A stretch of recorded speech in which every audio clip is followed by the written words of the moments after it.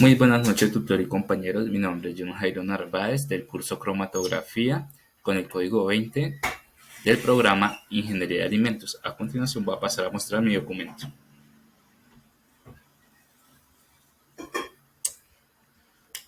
Bien, vamos a iniciar con ¿qué es la cromatografía?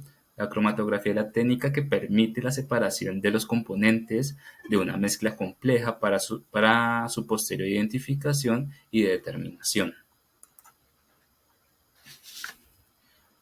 Vamos a pasar a explicar la cromatografía de líquidos HPLC, que son los compuestos de una mezcla de analíticos que se separan al pasar a través de una fase estacionaria, sólida o líquida, transportados por una fase móvil líquida. Ambas fases son invisibles.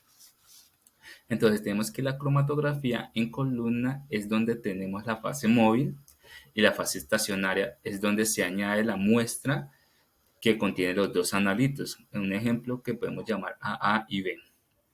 Inicia la elución de los solutos que se transportan a través de la fase móvil. Cada soluto en su recorrido mediante la columna adquiere una velocidad diferente. Los solutos necesitan diferente tiempo para atravesar la columna. Salen de la columna separados y al final de la columna se coloca un detector en el que se forma una gráfica donde el eje X es el tiempo y el eje Y es la señal analítica, en donde el gráfico resultante se denomina cromatografía. En el tiempo que, el reactivo, el tamaño relativo de un pico del área o la altura depende de la señal que genera el detector y posteriormente la concentración del compuesto de la mezcla.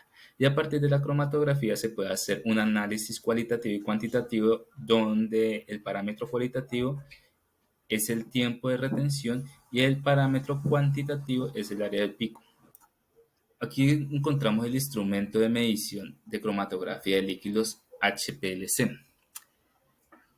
HPLC, como lo vemos acá, vemos que tenemos un depósito de la fase móvil, una bomba de impulsión. ¿Qué es lo que hace? Succiona la fase móvil por este medio y pasa por el inyector. En el inyector podemos colocar la muestra que dijimos anteriormente como ejemplo que podemos llamarla A y B.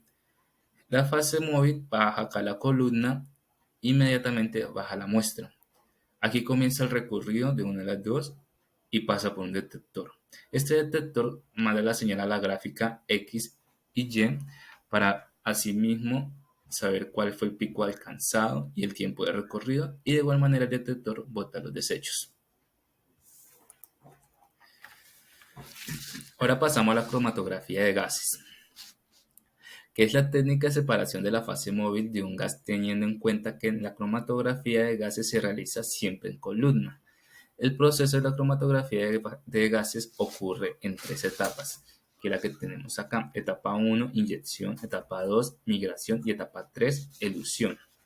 Donde tenemos que la columna donde se está recorriendo la fase móvil en gas se coloca una muestra y comienza a separarse los componentes con la ayuda del gas, acarreo y la fase estacionaria. Se separan los componentes en la fase estacionaria dependiendo de las propiedades de ella y de las propiedades a separar migran y eluyen a la columna para ser después detectadas por el instrumento de medición, como el que tenemos a continuación. El instrumento de medición de gases, de cromatografía de gases, que se hace por medio de un horno de columna.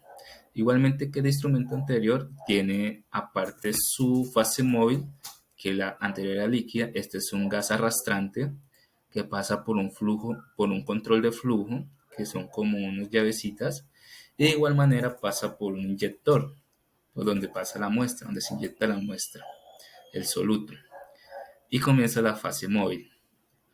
A detectar si pasa por el detector, igual que el anterior, se registran los datos para qué pico se alcanza. Muchas gracias por su atención.